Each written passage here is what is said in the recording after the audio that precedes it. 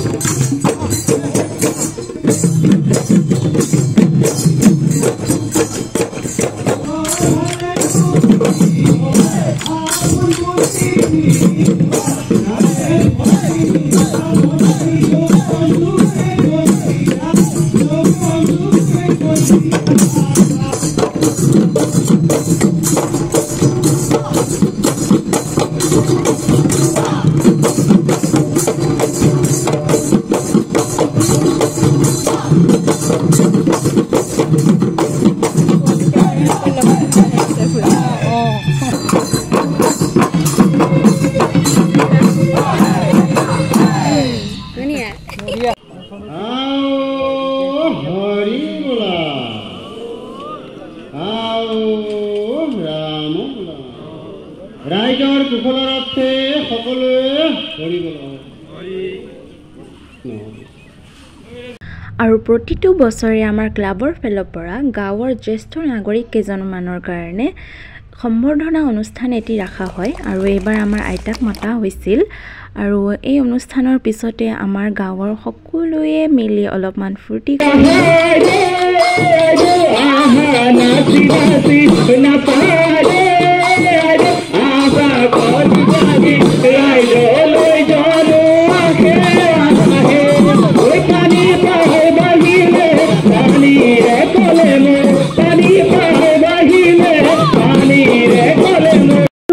বিহু বুলিতো দৈ চিৰা পিঠা মেইন আৰু ইফালে আমাৰ জলপানৰ ব্যৱস্থাও কৰিছিল আৰু এইফালে ৰাইজকো জলপান দিয়া হ'ল আৰু অলপ টাইম স্পেণ্ড কৰি আমিও ঘৰত আহি গ'লোঁ।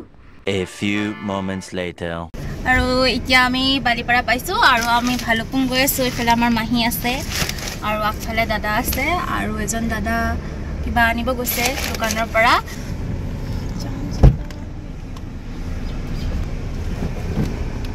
কি আনিলে এইফালে দেখাই দিয়কচোন। স্প্ৰাইট আৰু পানী আনিছে।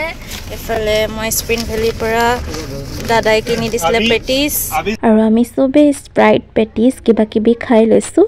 তাৰপিছত এতিয়া আমি ওলাই যাম ভালুকপুংলৈ। তো ব্লগটো চাই থাকক।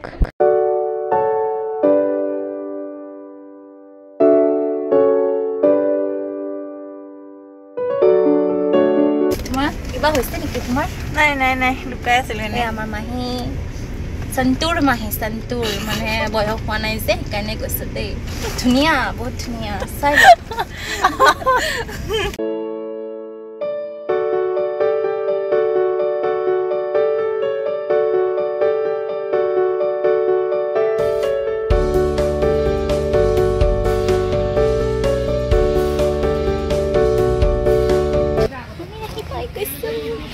আমি অলপ বেলেগ জেগাত যাম এতিয়া আৰু এফালে চাওক ইমান ধুনীয়া পৰিৱেশ কিন্তু ইয়াতে বহুত গৰম আৰু বহুত মানুহ থকাৰ বাবে আমি বেছি টাইম নাথাকিলোঁ